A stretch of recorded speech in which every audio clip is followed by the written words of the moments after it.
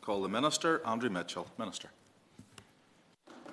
First of all, Mr. Paisley, can I say I think this is the first time I have served under you, and it is a great pleasure, and I very much hope it won't be the last. I'm extremely grateful to the honourable members for Rochdale and Strangford for securing this debate, and very grateful indeed to the honourable member for Rochdale for his kind words about our colleague from Henley. Can I also say that I think this has been an extraordinarily good debate and one which reflects extremely well on the House. And I say that because I think the issues that have been raised, there's a steady theme that governs them, and I think there's a degree of unity on both sides of the House, and I hope very much that my speech will reflect that. And can I say at the outset, I hope I'm going to pick up virtually all the points that have been made, but if I miss out any points, my diligent officials will make sure that we write to Right Honourable and Honourable members to address that point. It is my great pleasure to respond on behalf of the Government. I'm very grateful to the contributions of all Honourable members, and I will, as I said, try to respond to the points that have been raised. I'm very grateful indeed, both for his words and for his tone, to the Honourable gentleman for Rochdale, whom I can confirm is remembered with great affection in the Foreign Office from his time serving there. May I also thank him very much for his comments on the White Paper and his emphasis on the importance of working upstream, which the White Paper sets out very clearly. And can I also thank the Honourable Lady who speaks for the opposition very much for her words about the White Paper. Having been at the COP last weekend, this is a document which is resonating with our friends and colleagues around the world, not least because 50 countries input into it. It's a document that's been welcomed by all parties in the House of Commons, and I think it does indeed chart the way ahead in a number of very important ways. Can I just pick up a point that the Honourable Gentleman for Rochdale made about the Istanbul Convention? Just to confirm to him that we have ratified the Istanbul Convention back in 2022, though some reservations remain. We are committed to implementing our obligations under the Convention. And can I also thank him for his personal remarks, where he said that he found me to be among the more endearing members of the end of the Conservative Party. Can I say to the House, I'm extremely relieved that he thinks we've got an endearing end, and thank him very much for his remarks. Can I also thank the Honourable Lady for Putney and the Honourable Lady who speaks for the opposition for their words about Kate Ferguson and protection approaches, and for both explaining eloquently why this matters so much. I have worked with Kate Ferguson both in opposition and in government, which shows you how long this relationship is, Mr. Paisley, and I too pay tribute for the drive and ambition with which she prosecutes these issues. Now, Mr. Paisley, 75 years ago, a visionary group of leaders came together to make two bold statements of intent. In a world ravaged by war and divided by ideology, they recognise that every human on earth has certain inalienable rights, rights that must never again be threatened or trampled on. And so the Universal Declaration of Human Rights came into being. The day before endorsing the Declaration, the United Nations General Assembly added the Convention on Genocide. It was a powerful recognition that in the aftermath of the Holocaust, international cooperation is required to liberate humankind from the odious scourge of genocide that has, in all periods, inflicted great losses on humanity. When one considers the world in which they were forged, the Declaration and Convention are quite remarkable achievements. They committed future generations to an immense responsibility. And I think one of the best books I have ever read, Mr. Paisley, was that written by Philippe Sands, East-West Street, which sets out very clearly the birth pangs of that strategy. And when one considers the terrible challenges the world faces today, humanitarian crises, conflicts, and more, we feel the weight of that responsibility resting on all of our shoulders. Britain is determined to carry on the torch handed to us by those pioneers and do everything we can to protect life and dignity, and to shape a world where human rights are safeguarded, democracy is at the fore, and the rule of law is respected. I will, yes. Bradley. Thank you very much, my right honourable friend, for giving way. And I apologise for not having been able to be here for all of this debate, but it is a very important debate. And I'm really interested in the points he's making around how we make sure that the human rights are embedded across the whole world. Does he recognise the role that the Interparliamentary Union, the Commonwealth Parliamentary Association and others play in really promoting human rights to parliamentarians around the world? And would he join me in praising those organisations and the way that they help parliamentarians who believe in human rights to bringing them to their parliaments? Yes, I'm extremely happy to agree fulsomely with my right honourable friend, and she will undoubtedly have read the International Development White Paper, where she will see all these strands of thinking drawn out and the very strong commitment that the White Paper and the government are making to enabling these brilliant organisations to continue the excellent work that they are doing. Now, just before my right honourable friend intervened, I was explaining that to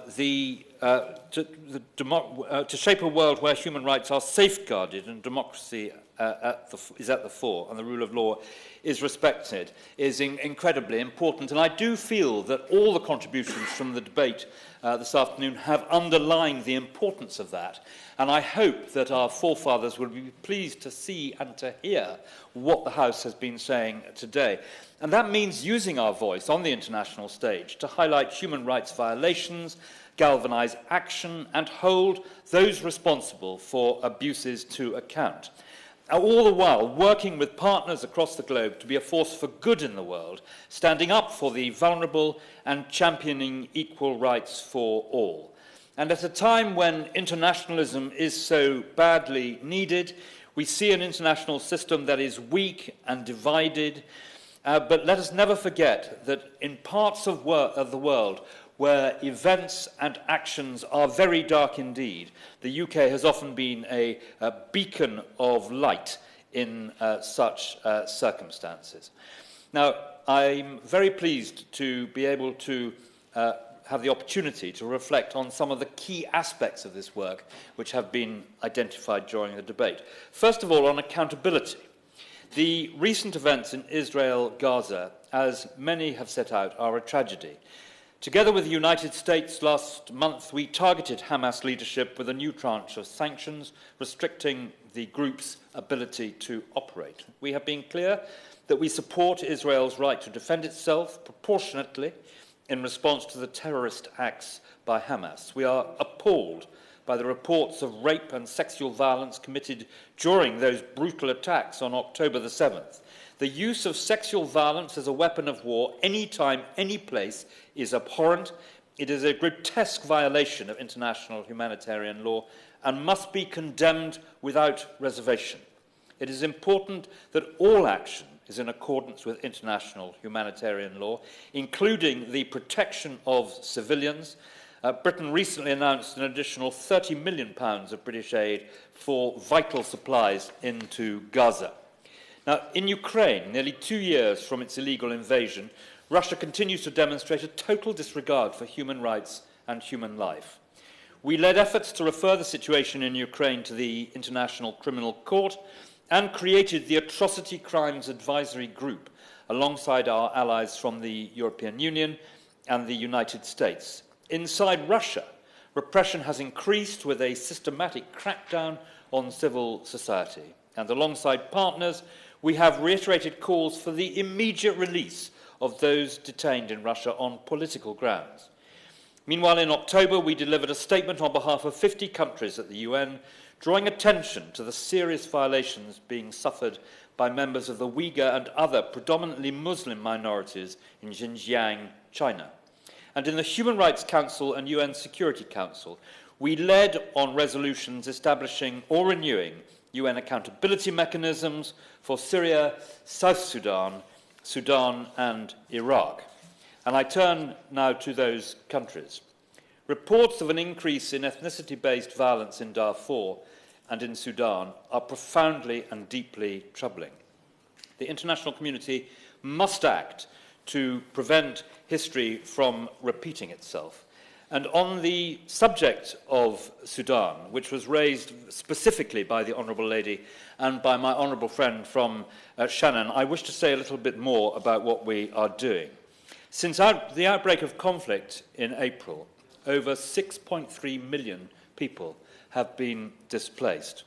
In a BBC interview on the 1st of October, I condemned the violence in Western Sudan, and I made it clear, and I quote, that it bears all the hallmarks of ethnic cleansing. On the 17th of November, Britain, alongside Troika partners, which are the United States and Norway, published a joint statement condemning the reported mass killings in West, Central and South Darfur. And the British government is funding the Centre for Information Resilience, a research body which is gathering open source evidence about the ongoing fighting in Sudan. And this financial year, we have provided £600,000 to CIR's Sudan Witness Project. Britain, if you just bear with me 1 moment, Britain also continues to fund and provide support to the Office of the High Commissioner for Human Rights in Sudan, a UN body that provides a crucial role in monitoring and reporting on human rights violations. In October, Britain led efforts at the Human Rights Council to establish an international and independent fact-finding mission to gather and preserve evidence of credible human rights violations and abuses, including atrocities being committed in Darfur. Since the outbreak of conflict on the 15th of April, we have also taken steps specifically on atrocity prevention. We have enhanced our atrocity risk monitoring, including monitoring of conflict-related sexual violence, and put dedicated capacity on human rights and atrocity prevention into the Foreign Office's new Sudan unit. So, can I say I'm always happy to receive the information which he kindly said he would send me from my honourable friend. But I've gone into that in some detail, Mr. Paisley, because I believe there is great interest in what is happening in Sudan and in particular in Darfur, and I wanted to share it with the House. Of course, I give way to my honourable friend. Thank you, Minister. Thank you, Minister, for that very comprehensive response to our concerns over Sudan. I did mention in my contribution, Mr. Paisley, that I understand the United Kingdom holds the key for Sudan when it comes to any vote or contribution that would be made at the United Nations. If that's correct, is it the intention of our government and our minister or whoever would be responsible to use that key that they hold for Sudan to make sure that the very clear issue of genocide that's taking place in Sudan against the people who are there can be brought to the attention of the United Nations at the highest place, and then we can act upon it as well? Well, my honourable friend is quite right to identify the importance of Britain's role as the pen holder on Sudan. He will have seen the extensive work that we are carrying out in that role, not only in that role in the United Nations, but also as one of the Troika, and also as one of those countries which is working closely with the African Union, with IGAD, and with many other bodies too, to try and bring peace and stability back to that country now suffering so much. And in terms of the words I used about what is going on in Sudan, he will have seen, if he looks at Hansard tomorrow, he will see I have been very clear in what I have said and what I have condemned. On atrocity prevention, Mr. Paisley, we joined the Gambia in its petition to the International Court of Justice for measures against the Myanmar junta in its actions against the Rohingya people, which many have spoken of eloquently in the House. Now, if I turn now to the issue of realising rights, of course, human rights are essential to achieving sustainable development, a point that was made by the Honourable Lady who leads for the opposition. And in that respect, our new International Development White Paper, already mentioned, sets out commitments towards promoting peace, justice and strong institutions. UK funding is supporting action to protect human rights across the globe, leveraging diplomatic engagement, and I thank her for her words about the diplomatic service, and targeted programming alongside our international partners, such as the High Commission in Kuala Lumpur, funding a project to support gender equality, networking opportunities, and resources for women. In Mongolia, Britain's contribution to the UN Trust Fund to End Violence Against Women has helped support women's rights organisations to provide disability-inclusive services to survivors of intimate partner violence. In Ukraine, Britain's funding so far has enabled 153 judges and 36 prosecutors to receive training in forming war crimes judgments to ensure that robust, evidenced war crimes cases can be brought to trial. And in a connected world, the internet and independent media have a powerful role in supporting democracy and human rights. And as such, Britain will continue to be at the forefront of efforts to support media freedom, counter politically motivated internet shutdowns, and tackle disinformation. So I turn, Mr. Paisley, to the issue of promoting equality. Our International Women's and Girls Strategy underscores the 3 E's: educating girls, empowering women and girls by championing their health and rights, in particular their ability to decide for themselves whether and when they will have children, and ending gender-based violence. Work to make this a reality is needed at all levels. At the UN Human Rights Council, we partnered with the United Arab Emirates to secure a resolution on girls' education and climate change. And in the last year, Britain has sanctioned 15 individuals and entities who have committed human rights violations against women and girls, including crimes of sexual violence in conflict. And on the ground, Britain programming supports women's rights organisations to provide services to survivors of intimate partner violence. It's also supporting up to 1.6 million marginalised girls across 17 countries to gain an education. And yet, we must remain ever vigilant against attempts to roll back fundamental rights and equality for all. Too often we see attempts to reverse or undermine the rights of women, girls, and LGBT+ people at the local and national level, as well as online. This has a huge impact on the lives and safety of individuals, on national prosperity, democracy, and security. And we will, Mr. Paisley, continue to use every tool at our disposal with the full weight of UK expertise and clout to shift the dial and stay true to the Universal Declaration's promise of equal rights for all. Can I raise the issue, too, of the relevance of new technology? The world, of course, does not stand still, which is why I end with thinking about the future. Development such as artificial intelligence presents both huge opportunities but also risks for human rights. The Bletchley Declaration of the AI Safety Summit recognised that the protection of these rights needs to be addressed for AI alongside principles such as transparency, fairness, safety and privacy.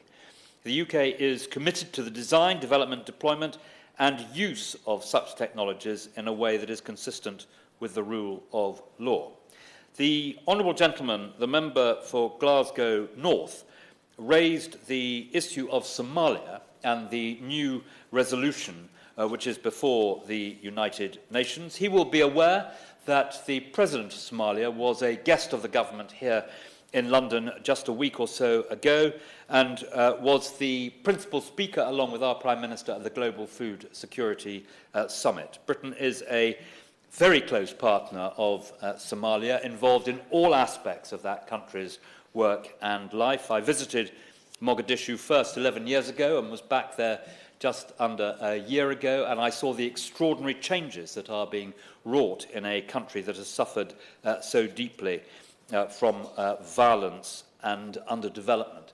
And the auspices of beating back the terrorists are good. They are better than they have been, and we will continue to firmly support Somalia in every way we can. And as the penholder of Somalia also, we work closely with all parties to drive forward that ambition. And I think that the declaration to which he referred makes that very clear indeed. So if, Mr. Paisley, I may conclude, 75 years after the Declaration and Convention, when the world stood firm to avow never again, freedoms continue, alas, to be under serious threat. Millions of people around the world continue to suffer persecution. There is a blessing recited on Holocaust Memorial Day, which includes the words, "Our hearts grow cold as we think of the splendour that might have been." Every life lost is a loss for the world. Our past commitments must be used to build the future every human being deserves. And I hope the words across this debate, which have been used this afternoon, will give encouragement to people in many places who are caught up in desperate jeopardy. Thank you, Minister. I know members will appreciate that very comprehensive overview.